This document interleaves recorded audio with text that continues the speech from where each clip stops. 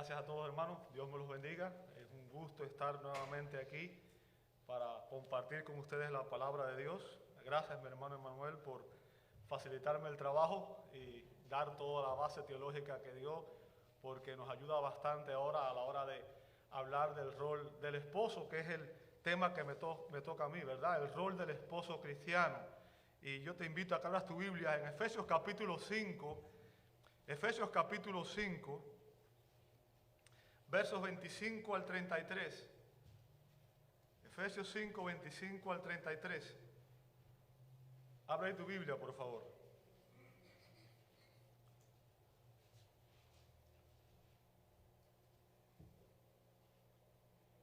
Efesios capítulo 5, versos 25 al 33. Y les voy a rogar, por favor, que me disculpen, pero pónganse una vez más de pie para reverenciar al Dios de la palabra a la hora de leer su escritura, ¿verdad? Dice así la palabra de Dios: maridos, amen a sus mujeres, así como Cristo amó a la iglesia y se dio él mismo por ella para santificarla, habiéndola purificado por el lavamiento del agua con la palabra, a fin de presentársela a sí mismo una iglesia en toda su gloria, sin que tenga mancha, ni arruga, ni cosa semejante, sino que fuera santa e inmaculada. Así deben también los maridos amar a sus mujeres como a sus propios cuerpos. El que ama a su mujer, a sí mismo se ama, porque nadie aborreció jamás su propio cuerpo, sino que lo sustenta y lo cuida, así como también Cristo a la iglesia, porque somos miembros de su cuerpo. Por esto el hombre dejará a su padre y a su madre y se unirá a su mujer, y los dos serán una sola carne. Grande es este misterio, pero hablo con referencia a Cristo y a la iglesia. En todo caso, cada uno de ustedes ame también a su mujer como a sí mismo, y que la mujer respete a su marido. Señor, no hay nadie como tú. Padre, tu fidelidad es infinita, es perfecta. Y tus obras, Señor, son hechas con fidelidad. Todo lo que tú haces es perfecto, Señor. Y nosotros somos tu creación. Padre, el matrimonio es la institución que tú creaste, la primera institución que tú creaste para que la raza humana pudiera procrear, pudiera extenderse en esta tierra. Y, Señor, también pueda glorificar tu nombre. Así que rogamos que en esta mañana nosotros podamos aprender cuál es el rol que tú nos has asignado como hombres en el hogar, en la familia. Pedimos esto en el nombre que es sobre todo nombre, en el nombre de nuestro gran Dios y Salvador Jesucristo, y te damos la gloria y la honra. Amén, amén y amén. Pueden tomar sus asientos. Muchas gracias a todos, hermanos. El gran predicador bautista Charles Spurgeon dijo en una ocasión, y cito sus palabras: cuando nuestros hogares son gobernados de acuerdo a la palabra de Dios, se le podría pedir a los ángeles que se quedaran con nosotros y no se encontrarían fuera de su elemento. Wow. Podemos pedirle a los ángeles, cuando un hogar es guiado por la palabra de Dios, es gobernado por la palabra de Dios, aún los ángeles se sentirían cómodos en un hogar cristiano. Y la verdad, amado hermano, que el problema es que muchos hogares en los cuales los miembros afirman ser cristianos no están siendo gobernados realmente por la palabra de Dios, tristemente. Es un problema serio que lamentablemente muchos hombres y mujeres cristianos no están rigiendo sus vidas, no están viviendo acorde a la palabra de Dios.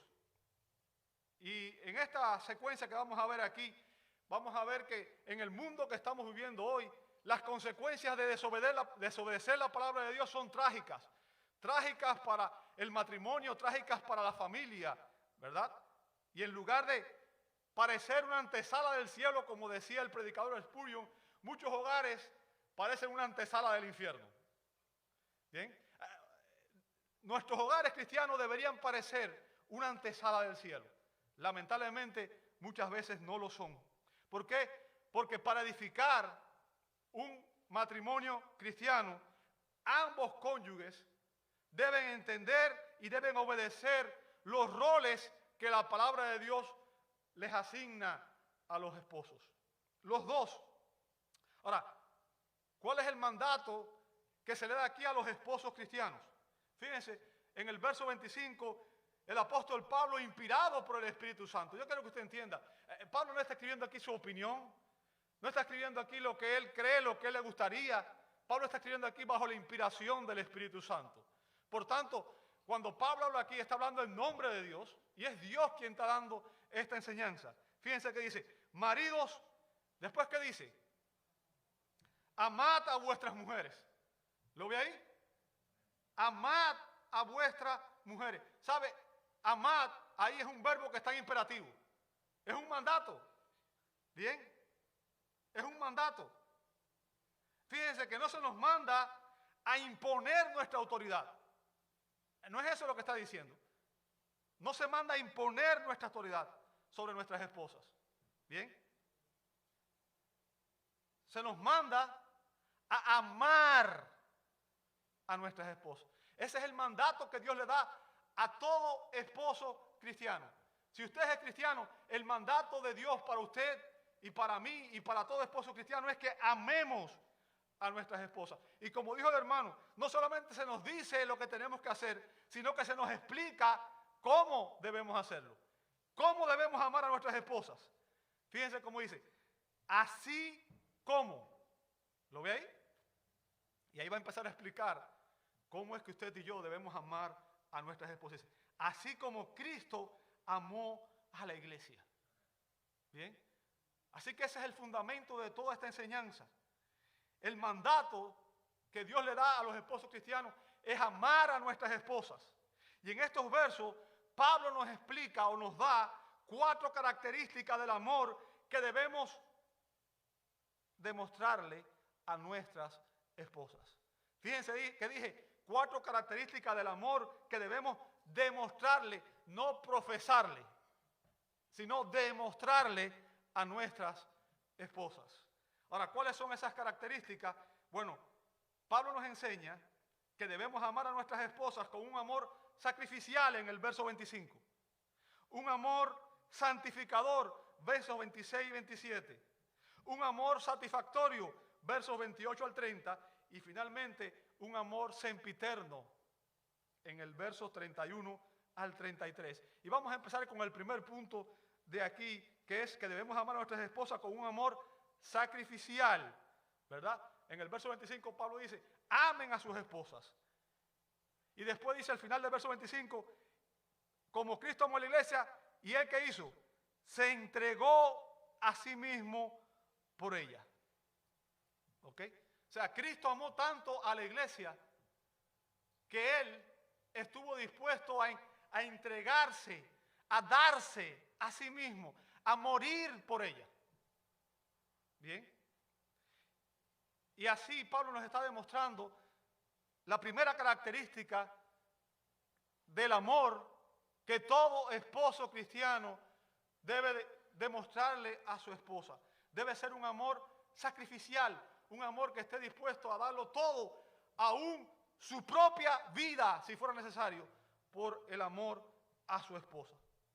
Ahora, debido a, como dijo mi hermano, debido a que existen nuevas filosofías que han surgido en la actualidad referente a la identidad de género, que eso es un término que está de boga hoy, ¿verdad? Justicia social, identidad de género, y los roles del matrimonio, porque obviamente la identidad de género está muy ligada a los roles del matrimonio. La institución del matrimonio está hoy bajo el ataque más intenso, multifacético, insidioso, feroz y persistente que el cristianismo ha conocido. En los años que tengo de existencia, nunca había visto un ataque tan fuerte a la familia como existe el día de hoy. Ahora, mi hermano ya habló cuál es el rol de la esposa cristiana, ¿verdad? Ya habló cuál es el rol de la esposa cristiana. Pero mi punto, el propósito aquí es preguntar cuál es el rol que el esposo cumple, el esposo cristiano. ¿Cuál es el rol del esposo en el matrimonio cristiano? Pablo ya dijo en Efesios 5:23, porque el marido es, ¿qué cosa? Cabeza de la mujer. ¿Lo ve ahí? El marido es cabeza de la mujer. Y cuando habla del término cabeza, no se refiere a que él es el origen o la causa, sino se refiere a que él es el líder. ¿verdad?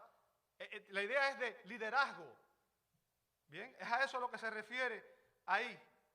En el matrimonio, Dios en su soberanía le confirió el rol de liderazgo al esposo cristiano. Es importante que entendamos eso. Pero tenemos que entender ese rol de liderazgo que Dios nos ha dado. Usted y yo tenemos que entender ese rol de liderazgo a la luz del modelo de liderazgo de Cristo. Tenemos que entender que el liderazgo que nosotros debemos ejercer tiene a Cristo, el varón perfecto, como el modelo de liderazgo. Bien, y basado en ese modelo, Pablo está aquí redefiniendo la autoridad en términos de nuestra relación con Cristo. La autoridad que Dios nos confiere la está redefiniendo en relación con Cristo.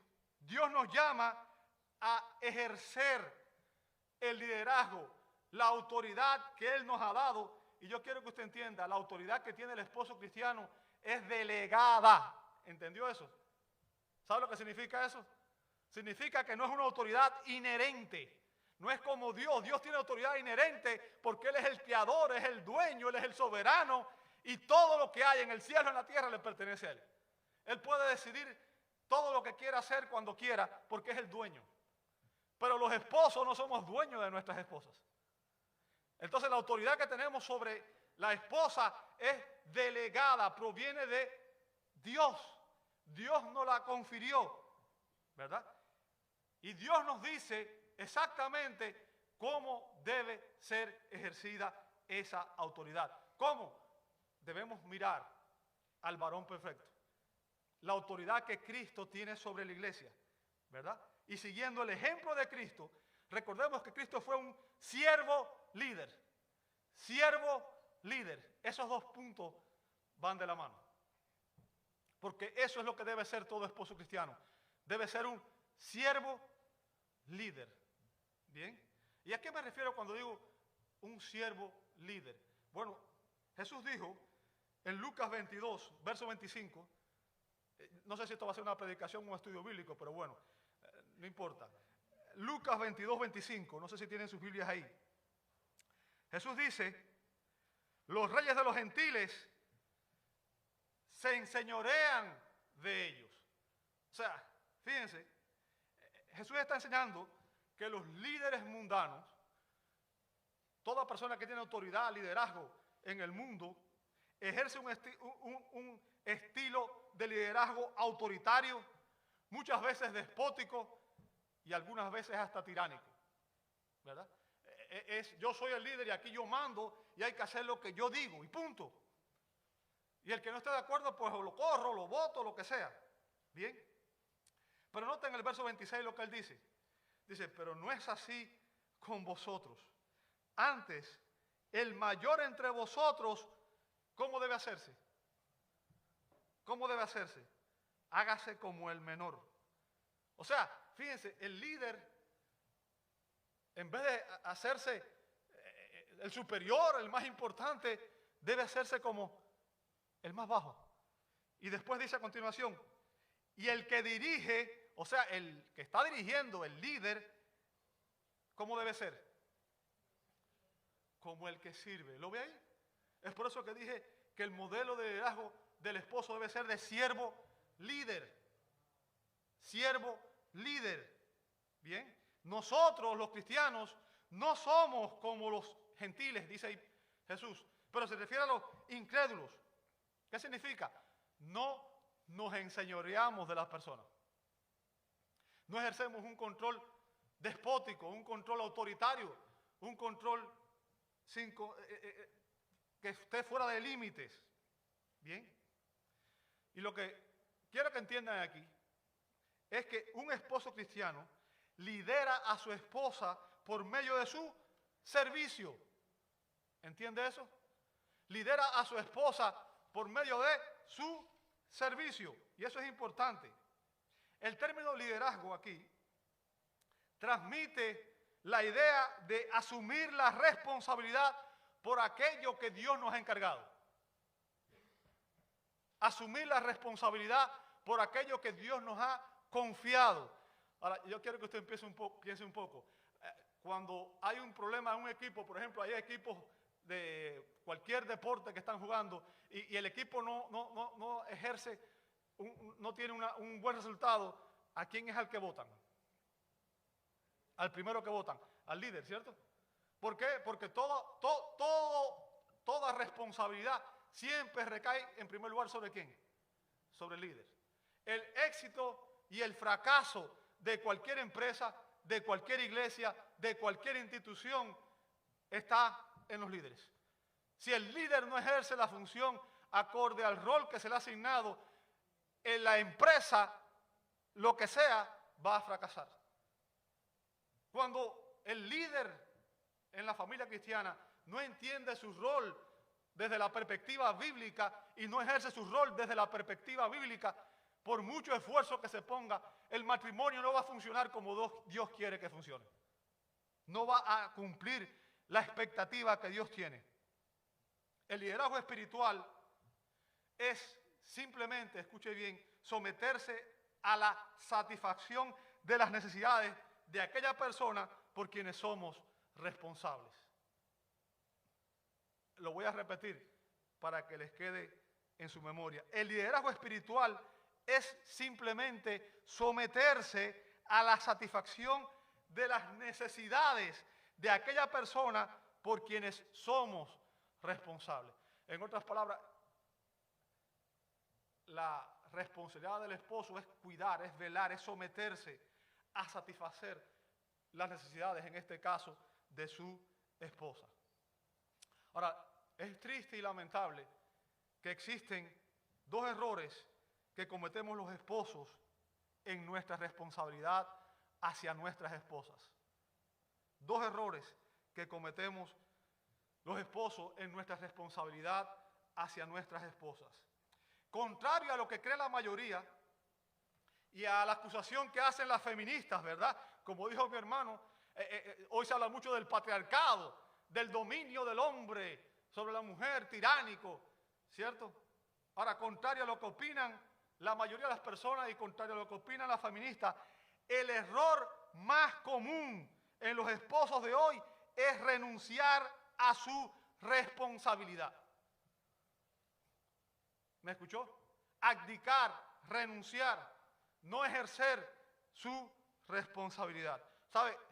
En los años que tengo de ministerio he visto a muchas esposas que se angustian con frecuencia por la pasividad y la evasión de responsabilidad de sus esposos. Hombres que no cumplen su rol, que no hacen ningún esfuerzo por guiar espiritualmente a su familia y que son negligentes en cumplir el rol de liderazgo que Dios les ha delegado. Déjeme decirle, tenemos una cultura de hombres débiles, lamentablemente. Una cultura de hombres débiles. Y ser cabeza de familia, ser líder espiritual, no es un papel pasivo.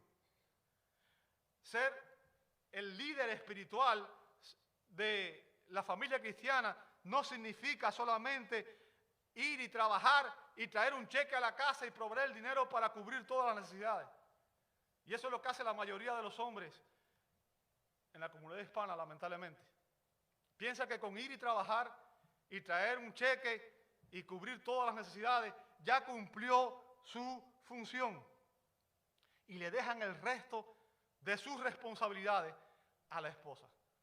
Y las mujeres tienen que cargar con el resto de todas las demás responsabilidades. Hacerse cargo de los hijos, hacerse cargo de la casa, hacerse cargo de todos los demás deberes, ¿verdad? Y yo quiero que tú entiendas que un esposo nunca debe renunciar a su responsabilidad de tomar decisiones en los asuntos familiares. Y muchas veces los esposos no toman decisiones para evitarse problemas. Porque también tenemos una cultura en que el feminismo está tomando cartas y muchas veces mujeres dentro de la iglesia están asumiendo una posición feminista y están de alguna manera disminuyendo la masculinidad del hombre, atacando la masculinidad del hombre. Pero a ti, esposo, yo te digo que abdicar, que renunciar a tu responsabilidad de autoridad es tan antibíblico como abusar de la autoridad. Un esposo nunca debe renunciar a cumplir el rol que Dios le ha mandado. Y Dios te ha mandado a ti, y Dios me manda a mí, a ser el líder espiritual de nuestra familia. Es un mandato, no es una opción. El hecho de que Dios nos haya conferido el liderazgo no significa que seamos superiores, como explicó mi hermano, y tampoco que nos otorgue el derecho de ejercer un liderazgo arbitrario, egoísta, déspota, tiránico. Y lamentablemente ese es el error, el segundo error que cometen muchos esposos. Quieren controlar a sus mujeres. Y muchos usan mal la Biblia, ¿verdad? Usan este texto. Mira, la Biblia dice que tú tienes que someterte a mí. Pero eso no es lo que la Escritura nos enseña. No es la manera en que la Escritura nos enseña.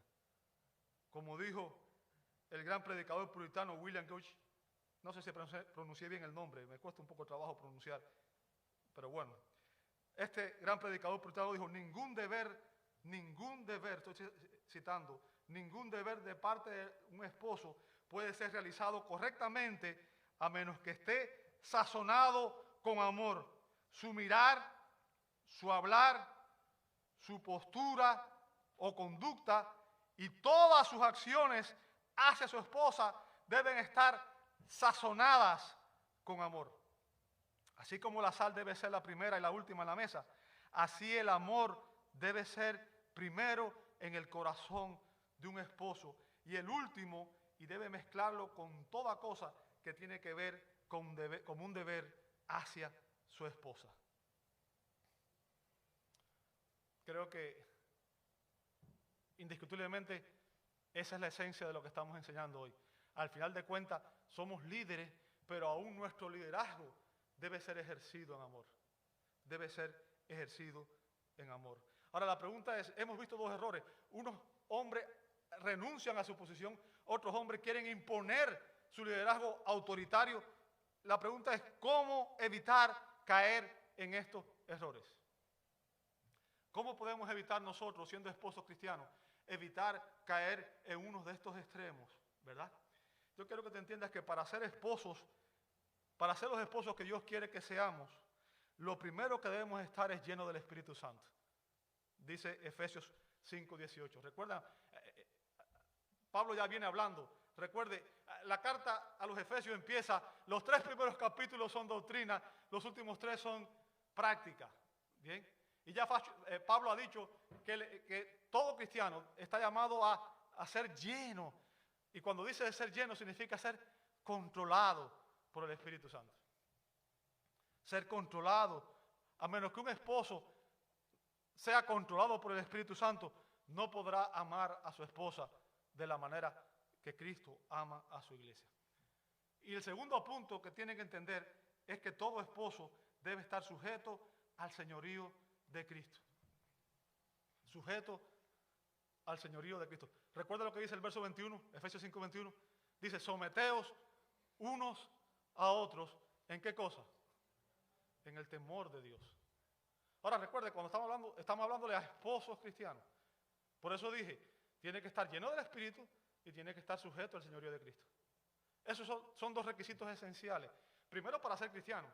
Y segundo, para ser un buen esposo cristiano. ¿Bien? Como dice el doctor David Martin Lloyd-Jones, es solo el cristiano quien verdaderamente entiende y aprecia el matrimonio. El cristianismo no solo trata con tu alma y tu salvación final. El cristianismo toca la totalidad de tu vida mientras todavía estás en el mundo. Creo que puedo decir honestamente que en mi experiencia pastoral no ha habido nada más maravilloso que ver la diferencia que hace el cristianismo en la relación esposo-esposa. O sea, cuando dos personas están llenas del Espíritu y están sujetos, están cumpliendo el rol bíblico, existe una plenitud que de otra manera la pareja no puede entender, no puede conocer. Y es por eso que yo quiero que usted entienda, si usted no ha recibido a Jesucristo como su Señor y Salvador, esa es su necesidad más grande. Esa es su necesidad más grande. Y no podrá ni entender ni aplicar esta enseñanza que se van a dar a menos que Cristo sea el Señor de su vida. Bien. Y es por eso que como embajador de Cristo, yo te ruego, hermano, o amigo que estás aquí, o que estás viéndonos por internet o lo que sea, te ruego en nombre de Cristo, reconcíliate con Dios. Ese es el primer punto. Reconcíliate con Dios. Si te preguntas cómo puedo hacerlo, acércate a alguno de nosotros y te vamos a explicar cómo puedes hacerlo. Porque a menos que un hombre esté en Cristo, nunca va a poder amar a su esposa como Cristo amó a la iglesia. Y Cristo es el modelo, el estándar del varón perfecto. O sea, cuando un hombre va a mirar un ejemplo, debe mirar a Cristo. Y digo esto porque lamentablemente muchas veces muchos de nosotros hemos nacido en hogares divididos, en hogares donde no ha habido un buen patrón de liderazgo, un buen patrón de hombría. Y eso trae como consecuencia a hombres débiles. Hombres que no conocen, no entienden la diferencia. Y cuando el hombre es débil, una de las cosas que vemos, tanto abuso que hay con las mujeres, es precisamente por la debilidad de los hombres. ¿Sabe? Las personas que más abusan de otros son los débiles. ¿Sabe eso? Son los débiles. Débiles de carácter. El hombre que es fuerte va a actuar varonilmente y será fuerte, como dice 1 Corintios 16, 13. O sea, va a actuar como un hombre, como un varón de Dios. Bien. Y cuando digo esto, lo estoy diciendo de una manera que yo quiero que usted entienda. Estoy contrastándolo con la idea del mundo, porque el mundo nos enseña que el hombre tiene que ser un macho, ¿verdad? Un macho, un duro, el que más fuma, el que más toma, el que más mujeres tiene. Ese es el más varón, el más macho.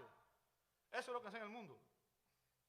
El que controle, el que domina, el que habla más duro, el que da más golpe, el que impone su autoridad por la fuerza, el que vive totalmente para sí mismo, para satisfacer todos sus gustos, sus prioridades, sus intereses. Pero eso no es lo que Dios espera del hombre cristiano. No es lo que Dios espera del esposo cristiano. Dios espera que como esposo cristiano, usted y yo actuemos varonilmente, que seamos fuertes, que estemos dispuestos a sacrificar aún nuestros propios intereses por el amor y por el cuidado a nuestras esposas, como lo hizo Cristo. ¿Sabe? Cristo no era un hombre débil. Hay que tener pantalones para soportar las cosas que Cristo soportó. Cristo nunca fue un hombre débil. Sin embargo, a la esposa la trata con gentileza. A su novia dio su vida por ella. Dio su vida por la iglesia. ¿Sabe? El término que usa Pablo aquí cuando habla de el amor, el verbo griego que usa Pablo aquí, no es un amor que los hombres podemos profesar humanamente. Esta clase de amor no es la clase del amor natural. El término que usa Pablo ahí tiene que ver con el término griego agapao, que significa que es un amor, es el amor que impulsa al que ama a entregarse sacrificialmente por el bien más alto de la otra persona. Es un amor sacrificial, desinteresado, como el amor que Cristo demostró por la iglesia, cuando Él se dio a sí mismo por ella. Y como dije, no es una clase de amor natural para los pecadores. No es una clase de amor que el hombre experimenta fuera de Cristo. Este es el amor de Dios que ha sido derramado en nuestros corazones por el medio del Espíritu Santo, que nos fue dado en la salvación, como dice Romanos 5:5. O sea, es el amor de Dios. Dios pone ese amor en nuestros corazones. Bien. Así que ese amor es el fruto del Espíritu, como dice Gálatas 5:22. Mas el fruto del Espíritu, ¿cuál es? Amor. Amor. Bien. Recuerde, el amor del que Pablo está hablando aquí es el amor ágape, el mismo del cual se habla en 1 Corintios 13, aunque allí en el contexto Pablo no está hablando del amor romántico, ni está hablando de los problemas que había en la iglesia, ¿verdad? Y Pablo dice que este tipo de amor es la solución a los problemas en la iglesia, pero también es la solución a los problemas en el matrimonio. Bien. Y recuerde, Pablo en ese pasaje de 1 Corintios 13 no utiliza adjetivos para describir el amor, sino que él usa verbos y describe el amor por sus acciones, por lo que hace. Y Pablo dice, en 1 Corintios 13, del 4 al 8, dice que el amor es sufrido, es benigno, el amor no tiene envidia, el amor no es jactancioso, no se envanece, note después, no hace nada indebido. O sea, si usted ama a su esposa, no va a hacer nada indebido. No busca lo suyo. No busca lo suyo. Lamentablemente eso es lo que hacen la mayoría de los esposos. Buscar lo suyo, su placer, su bienestar por encima de su esposa. Note después, no se irrita. Y ese está difícil, ¿verdad? No irritarse. Bien. No guarda rencor. O sea, no se está sacando a la pareja 20 años después todavía. ¿Te acuerdas lo que me hiciste hace 20 años atrás? No es histórico, ¿verdad? No se goza de la justicia, más se goza de la verdad. Todo lo sufre, todo lo cree, todo lo espera, todo lo soporta. Dice el verso 8, el amor nunca deja de ser. Fíjense, Pablo nos enseña aquí, amado hermano, que el amor es fácil de reconocer por la forma en que actuamos.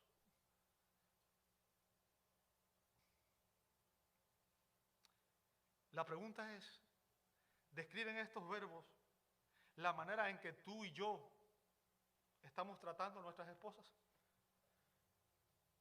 O si yo cambio la pregunta y yo diría, si le pregunto a tu esposa reconocería en estos verbos la manera en que tú la tratas a ella.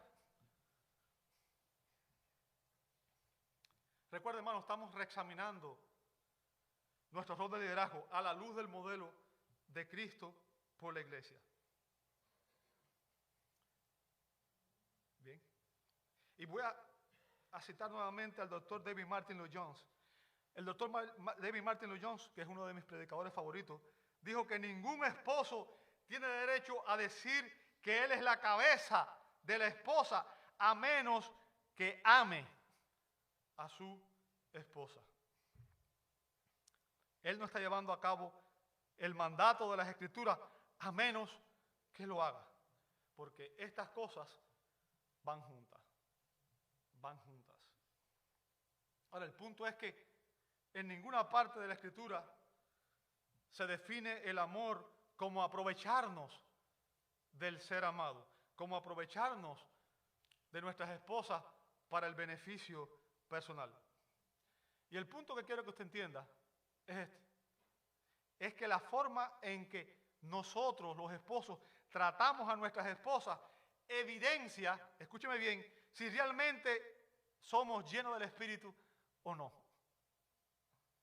Bien. Si realmente somos hombres piadosos o somos impíos. ¿Ok? Pablo nos enseña que el amor es fácil de reconocer por la forma en que actúa. No por lo que dice, sino por lo que hace. Hay hombres que le dicen a la esposa, yo te amo, y después van y le caen a golpe. Eso no es amor. El amor es lo que Pablo describe aquí y es lo que describe en 1 Corintios 13. Un esposo lleno del Espíritu Santo va a amar a su esposa con un amor sacrificial como el de Cristo a su iglesia. Fíjense, el amor de Cristo por su iglesia fue fácil de reconocer. El hermano Emanuel ya me dio la entrada. Filipenses 2, 5 al 8. Busca ahí ese texto bíblico. Filipenses 2, 5 al 8. Este es un texto increíble, ¿verdad? Habla del despojo de Cristo, del sacrificio de Cristo. Y ya el hermano explicó. recuerde, el Padre y el Hijo, ambos son divinos, ¿verdad? Recuerde, existe una sola, un solo Dios, una esencia divina, tres subsistencias, o sea, un Dios en tres personas, Padre, Hijo y Espíritu Santo, ¿cierto? Entre ellos hay igualdad ontológica, como dijo mi hermano, o sea, hay igualdad en esencia, en naturaleza. Los tres son divinos, son coiguales, coeternos, no hay distinción, ninguno es inferior a ninguno. Sin embargo, entre los tres existen obviamente diferencias en roles. Y eso es lo que vamos a ver aquí. ¿Bien? Lo que vamos a ver aquí. Fíjense, el Padre actúa siempre como Padre, porque ese es su rol. Él envió al Hijo a morir. Y el Hijo se sometió al Padre. El Hijo decidió venir a la tierra por amor a nosotros a rescatarnos del pecado. Ahora, que estoy tratando de poner en sus mentes la idea de que aunque existen diferencias en roles, eso no significa que uno sea inferior al otro. Así como existe diferencia en roles entre la esposa y el esposo, eso no significa que la esposa sea inferior porque Dios le confirió el rol de liderazgo al hombre. Ese es el punto que yo quiero que usted entienda, ¿verdad? Y fíjese lo que hizo Cristo. Dice en Filipenses 2:5, dice, haya pues en vosotros, los cristianos, este sentir que hubo también en Cristo Jesús, el cual siendo en forma de Dios, no estimó el ser igual a Dios. Recuerde, igual a Dios no hay nadie más que no sean el Hijo y el Espíritu Santo. ¿Bien? Porque son coiguales con el Padre, coeternos, poseen su misma esencia divina, su misma naturaleza. ¿Entiende eso? No estimó el ser igual a Dios como cosa a que aferrarse. Verso 7. Sino que, ¿qué hizo él? Ahora fíjense que se despojó a sí mismo. Fue un autodespojo, no fue impuesto. Lo hizo voluntariamente, por amor al Padre y por amor a nosotros, pero fue un autodespojo. Dice que él se despojó a sí mismo, tomando forma de siervo, hecho semejante a los hombres. Fíjense, cuando Jesucristo se despojó a sí mismo, él descendió de su posición de gloria. Como dice Juan 17:5, él había estado con el Padre en gloria. Y él descendió, él abandonó esa posición de gloria para venir a la tierra. Él renunció a la autoridad independiente, sometiéndose completamente a la voluntad de su Padre. Él dejó de lado la exhibición voluntaria de sus atributos divinos y se sometió a la dirección del Espíritu Santo. Fíjense, él se autolimitó a sí mismo. Él se autolimitó. Bien. Dice después, y estando en la condición de hombre, vea lo segundo que hizo Cristo. ¿Qué hizo? Se humilló a sí mismo. Él se despojó a sí mismo y él se humilló a sí mismo. Hasta morir, fíjense, haciéndose obediente hasta la muerte y muerte de cruz. O sea, él se humilló a sí mismo hasta morir en una cruz donde sufrió la ira del Padre al servir como nuestro sustituto por el pecado. O sea, y recuerde, Cristo hizo esto no por personas buenas, no por personas que valían la pena. Ningún ser humano valía que el Hijo de Dios, el perfecto, el santo, el puro, muriera por nosotros. Lo hizo por rebeldes pecadores. Eso éramos tú y yo, sin Cristo.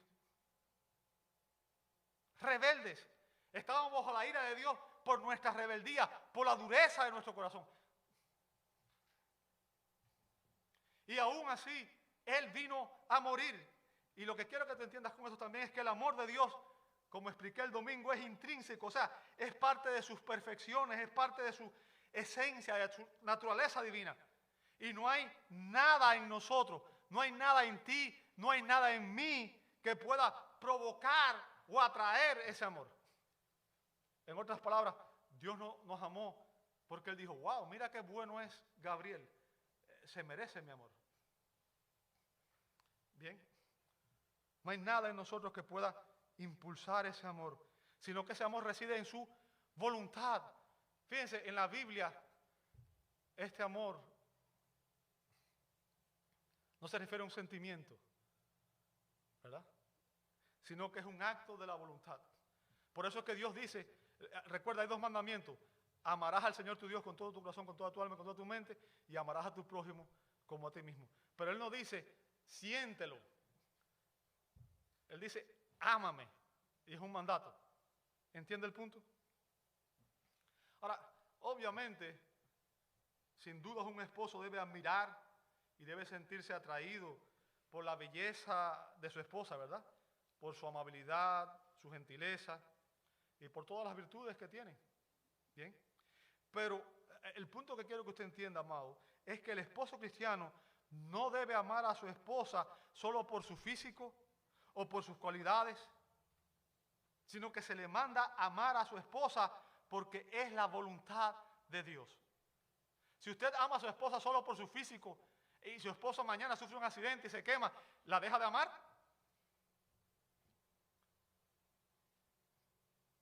Ese es el punto que yo quiero que usted entienda. Se nos manda amarla. ¿Por qué? Porque ella es la mujer que Dios nos dio. Y ese mandato tenemos de Dios. Tenemos que amarla. Y quizás alguien diga, bueno, yo me casé con ella antes de ser cristiano. Así que usted no sabe el diablo que tengo en la casa. ¿Verdad? Amado, ¿sabe lo que dice la Escritura? No importa. Ámala. Ámala. Ámala. Y es un mandato, no es una opción. Y lo que está diciendo aquí Pablo es que el esposo cristiano debe estar dispuesto a imitar el ejemplo de Cristo.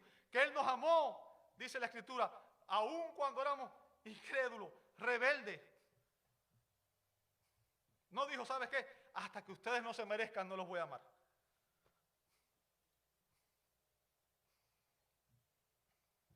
El esposo cristiano debe estar dispuesto a imitar el ejemplo de Cristo. Y debe dar su propia vida por su esposa, si fuera necesario. Como dijo el doctor J. Montgomery Boyce, ninguna mujer tendrá problemas para someterse a un hombre que la ama así. Ninguna buena mujer luchará contra un hombre que está dispuesto a morir por ella. En otras palabras, cuando una mujer vea realmente un hombre que la ama de esta manera, estará más dispuesta a someterse voluntariamente a su esposo. Ahora, estoy seguro que es muy improbable que nosotros nos veamos en la situación en que tengamos que dar nuestra vida por nuestras esposas. Es muy improbable que nosotros tengamos que dar una prueba de amor tan grande, ¿verdad? Y definitiva. Que algún día nos veamos en esa disyuntiva. Pero el punto que quiero que entienda y que quiero que usted analice es que si usted y yo estamos realmente dispuestos a dar nuestras vidas por nuestras esposas, ciertamente vamos a estar dispuestos a hacer sacrificios menores por ellas. O sea, si usted está dispuesto a dar su vida por alguien, usted estaría dispuesto a dar otras cosas, porque lo más valioso que usted tiene supuestamente es su vida, ¿cierto? Entonces, si usted está dispuesto a dar su vida, usted está dispuesto a dar otras cosas. Existen innumerables maneras en las cuales podemos demostrarle nuestro amor a nuestra esposa diariamente. ¿Sabe? Una esposa le dijo a su esposo, amor, sé que estás dispuesto a morir por mí, como me has dicho muchas veces, pero mientras llegue ese día, ¿por qué en vez de estar acostado en el sillón ahí, por qué no vienes y me ayudas a fregar los platos el día de hoy?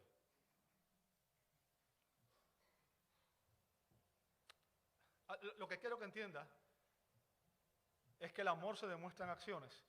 Y no tenemos que esperar a que llegue el día en que tengamos que dar nuestra vida. Cada día de nuestras vidas es una oportunidad para demostrarle el amor a nuestras esposas. Por nuestras acciones, por nuestros detalles. Y a veces cosas pequeñas hacen la diferencia. Bien. Debemos amar a nuestras esposas con un amor sacrificial. Wow. No sé qué tiempo llevo, pero bueno. Ahorita merendamos otra vez, hermano. En segundo lugar, vamos a ver que debemos amarla con un amor santificador. Versos 26 y 27. Versos 26 y 27 dice, para santificarla, habiéndola purificado por el lavamiento del agua con la palabra.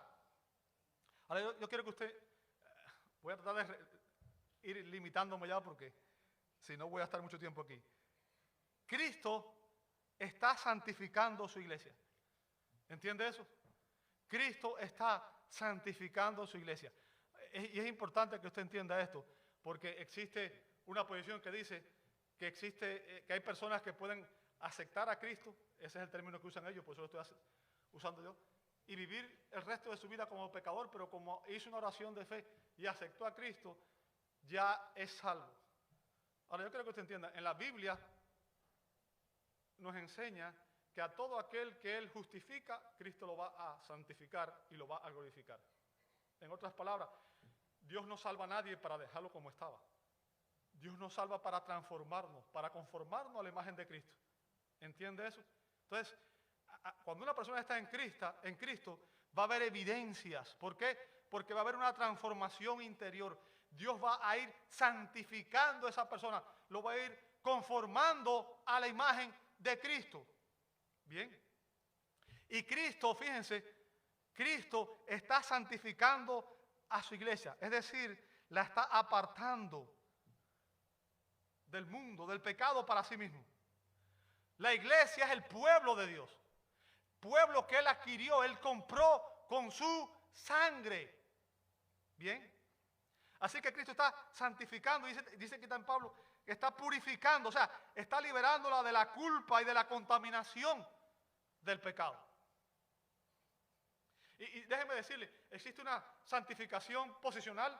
Cuando el creyente es salvo, Dios perdona todos sus pecados porque Él imputa ese día sus pecados a Cristo y Cristo le imputa la justicia de Cristo al pecador y ese día es visto como un santo delante de Dios. O sea, desde ese día, cuando Dios te mira a ti, Él ve a Cristo. ¿Entiendes eso? Es por eso que cuando Pablo habla a las iglesias, usted ve, por ejemplo, en todas las cartas, Pablo empieza diciendo, a los santificados de Dios que están en Roma, a los santos de Dios que están en Corinto, y después usted lee la carta a los Corintios y dice, ¿y estos eran santos? Pero posicionalmente, toda persona que está en Cristo es un santo. O sea, un santo no es una persona que tiene un arito en la cabeza y que está en una estampilla así.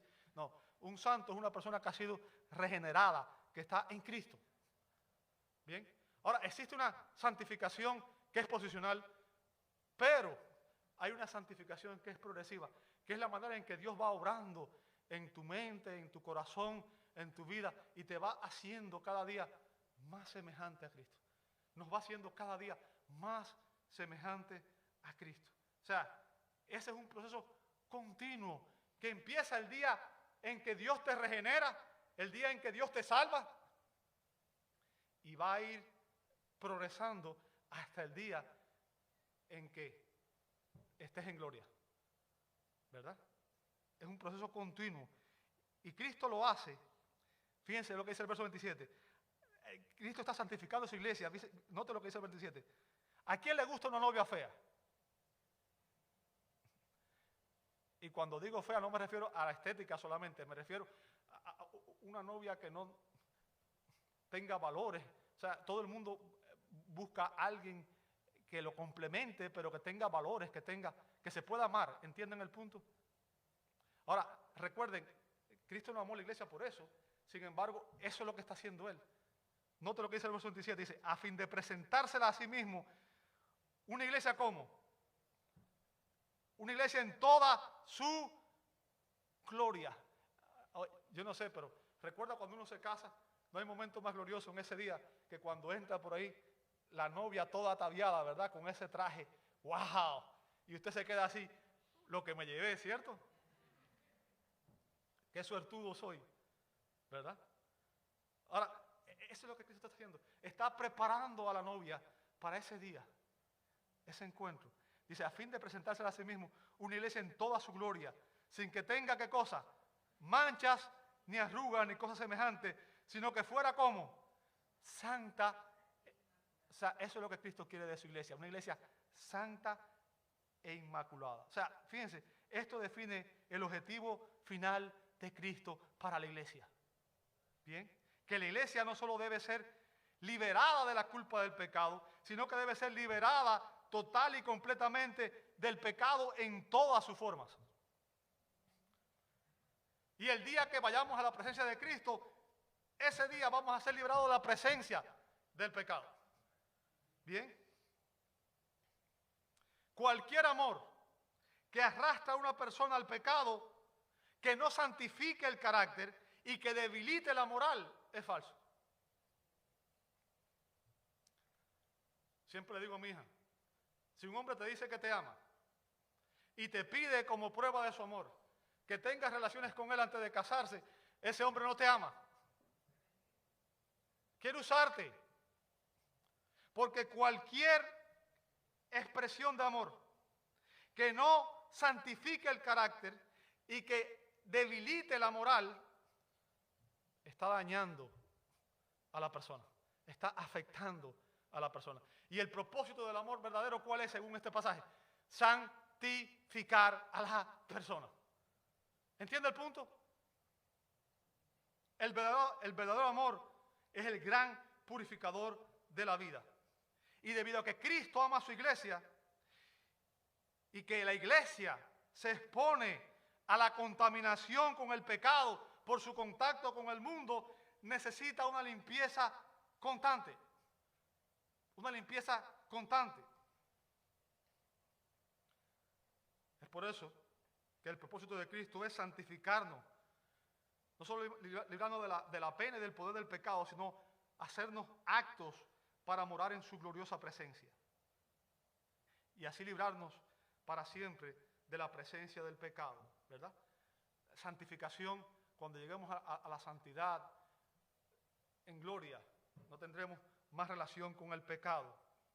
Ahora, el punto que quiero que entiendas es cuando el amor de un esposo por su esposa es como el amor de Cristo por su iglesia, ¿qué va a hacer? Va a asumir la responsabilidad que Dios le ha asignado de exponer diariamente a su esposa a la obra santificadora de la palabra. ¿Qué te estoy diciendo con esto, amado hermano? Es que si tú eres un esposo cristiano, tú eres el líder espiritual y es tu responsabilidad instruir a tu familia en la fe. Enseñarle a tu esposa, guiar a tu esposa cada día. Ahora, además de un amor santificador, debemos amarla con un amor satisfactorio. Versos 28 al 30 dice, verso 28, así también deben amar los maridos a sus mujeres como a sus propios cuerpos. El que ama a su mujer a sí mismo se ama. 29, porque nadie aborreció jamás a su propio cuerpo, sino que lo sustenta y lo cuida, así como también Cristo a la iglesia. 30, porque somos miembros de su cuerpo. Ahora, el punto que yo quiero que usted entienda es este. Porque ustedes aman al Señor. Si ustedes son cristianos, porque ustedes aman al Señor, van a desear que su matrimonio sea un ejemplo del amor que existe entre Cristo y la iglesia. ¿Bien? Los esposos debemos amar a nuestras esposas con un amor satisfactorio y debemos sustentarlas y cuidarlas, dice aquí el verso 29. Fíjense, como mismo cuidamos de nuestros propios cuerpos. ¿Quién se hace daño a sí mismo? A menos que una persona esté afectada mentalmente, a menos que una persona tenga una enfermedad mental. Obviamente hay personas que están enfermas mentalmente y se dañan a sí mismos. Pero a menos que haya una enfermedad mental, usualmente ¿qué hacemos? Nos cuidamos, ¿verdad? Nos cuidamos a nosotros mismos. Y Pablo nos recuerda aquí dos importantes responsabilidades que tenemos todos los esposos cristianos. Somos responsables de sustentar a nuestras esposas. Y el término sustentar ahí viene de un término que significa proveer comida, alimentar también. O sea, el punto es que el hombre es el proveedor del hogar. Un cristiano que es negligente en proveer para su esposa y para sus hijos, debe recordar siempre las palabras del apóstol Pablo en 1 Timoteo 5:8, cuando dice, porque si alguno no provee para los suyos y mayormente para los de su casa, ha negado la fe y es peor que un incrédulo. O sea, es responsabilidad del hombre proveer para su familia. Pero cuando hablo de proveer, no me refiero solo a las necesidades físicas o materiales. Ya dije ahorita, hay muchos hombres que cometemos ese error. Le damos todo el dinero a la esposa, compramos todo lo que los hijos quieren, pero se trata de proveer también para sus necesidades emocionales, espirituales y no solamente físicas. Ese es un problema serio de muchos de nosotros. Venimos de nuestros países supuestamente para ayudar a nuestra familia. Y nos involucramos tanto en el trabajo aquí que entonces no dedicamos tiempo y se destruye nuestra familia. Los matrimonios se separan y los hijos paran en las drogas. Y nos preguntamos, ¿por qué? Padres que nunca se involucran. Esposos que nunca están y no atienden las necesidades emocionales y espirituales de sus esposas.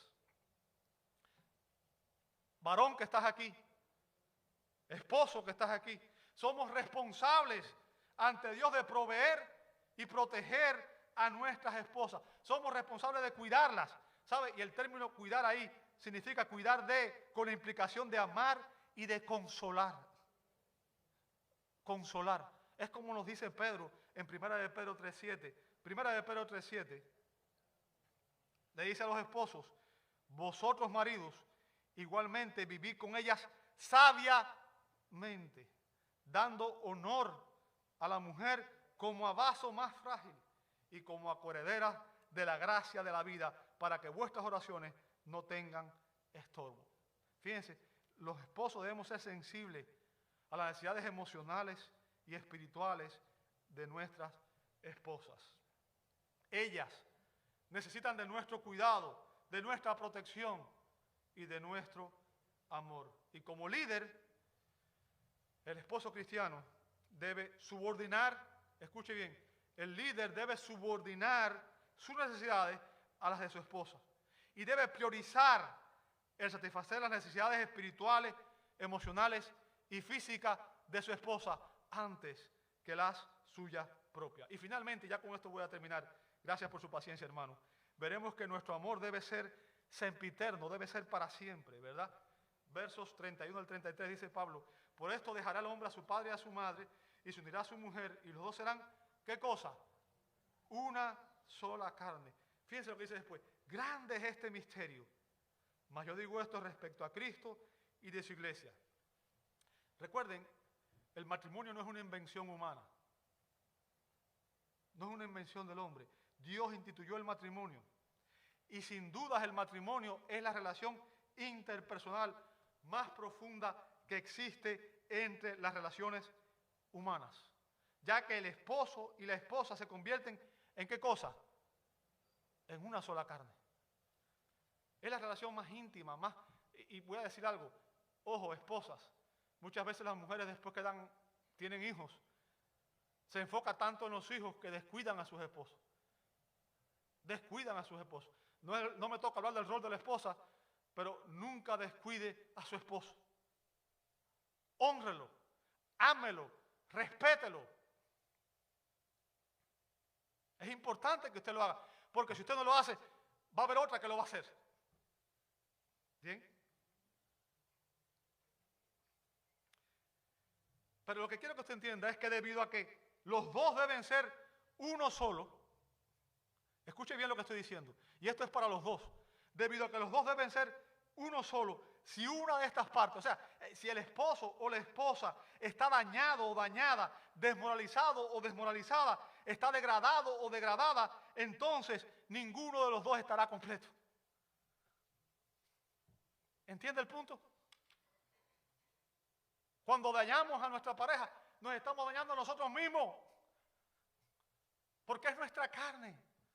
Todo lo que yo hago a mi esposa es como si me lo hiciera a mí mismo.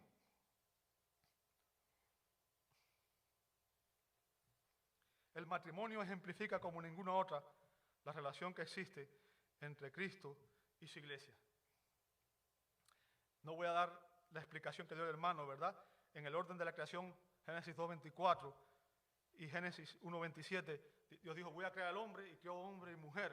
O sea, ya ustedes saben esto. Cuando dice Pablo aquí que se unirá, el término que usa ahí significa pegarse, encolarse o cementarse juntamente, unir firmemente. O sea, lo que está haciendo Pablo es enfatizando la permanencia del matrimonio. El matrimonio es una unión sempiterna, es para toda la vida, ¿verdad? Y no solamente una unidad física, también una unidad espiritual y emocional, de dimensiones profundas y permanentes. Ahora, el punto que quiero que entienda es que no debemos permitir que nada divida el matrimonio. Cuando Jesús le cuestionaron venga conmigo un momentico, ya con esto casi voy a terminar. Mateo 19:3, ya estoy terminando ya. Perdón. Mateo 19:3 al 15. Este es el último texto ya. Bueno, creo yo.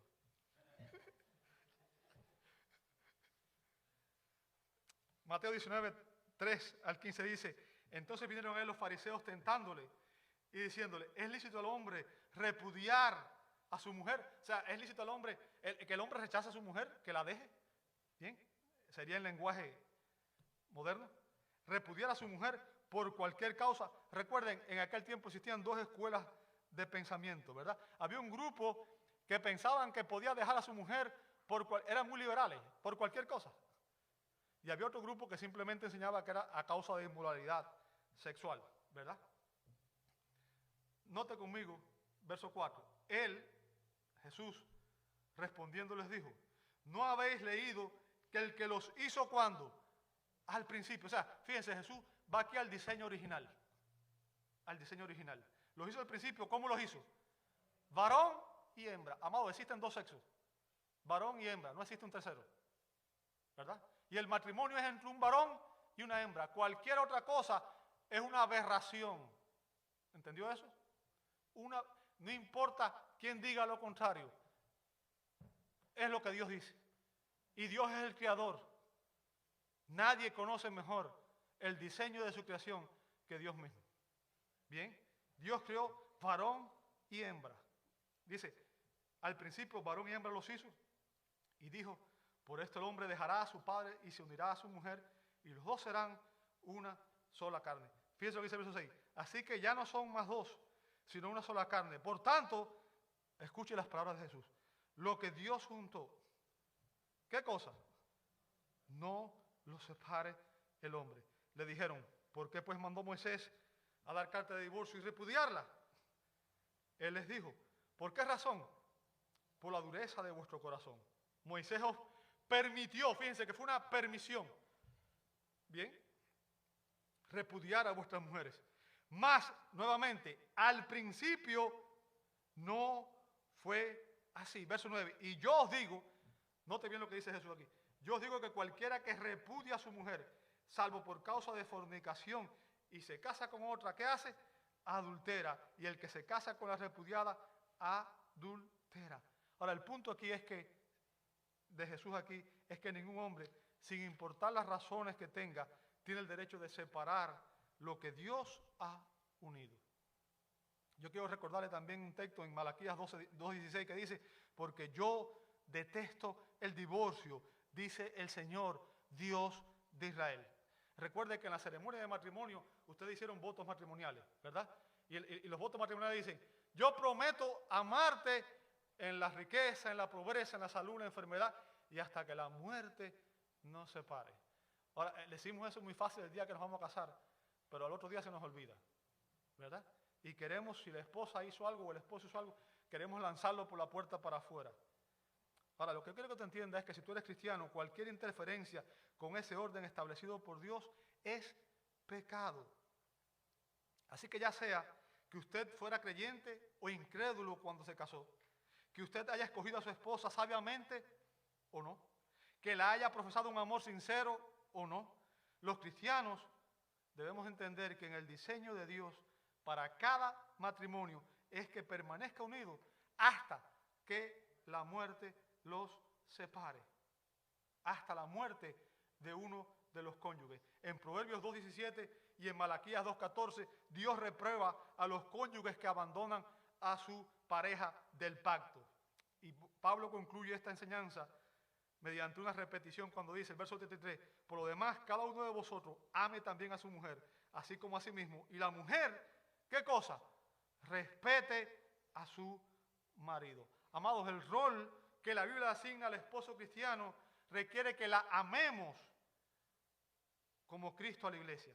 Así que, esposos, oremos juntos para que Dios nos permita amar a nuestras esposas con un amor sacrificial, un amor santificador, un amor satisfactorio y un amor sempiterno. Señor, te pedimos en esta hora que tú nos ayudes. tenemos que reconocer que muchas veces no hemos demostrado esta clase de amor hacia nuestras esposas. Pero te pedimos, Señor, que tú nos ayudes para que realmente ellas puedan ver que la amamos de esta manera. Señor, llénanos de tu Espíritu. Señor, ayúdanos cada día, confórmanos cada día más a la imagen de tu Hijo, porque solamente de esa forma podremos amar de esta manera. Padre, te damos gracias porque tu palabra es clara. Gracias porque, Señor, tú has establecido los roles por los cuales debemos ceñirnos. Señor, sabemos que si obedecemos tu palabra, Señor, tú honras a quienes te honran. Así que ayúdanos a ser fieles y permite, Señor, que podamos vivir cada una de estas enseñanzas que estamos adquiriendo el día de hoy, para que nuestra familia sea familia donde Dios sea glorificado cada día, Señor. Lo pedimos en el nombre que es sobre todo nombre, en el nombre de Jesús. Amén. Amén.